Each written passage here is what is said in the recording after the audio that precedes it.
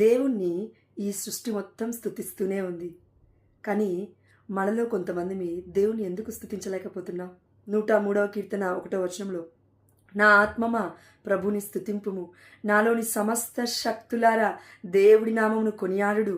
అంత మాత్రమే కాదండి, 98వ కీర్తన 8వ వచనం చూడండి, నదులు చప్పట్లు కొట్టునుగాక. ఆమేన్, హల్లెలూయా.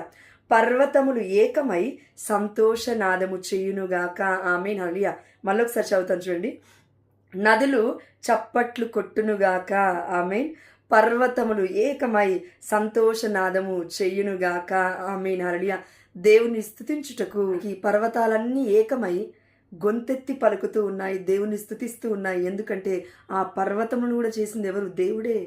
ఈ సృష్టిని మొత్తం చేసింది ఎవరు? దేవుడే. అదేవిధంగా నదులు చప్పట్లు కొట్టునుగాక, నదులు చప్పట్లు కొట్టునుగాక.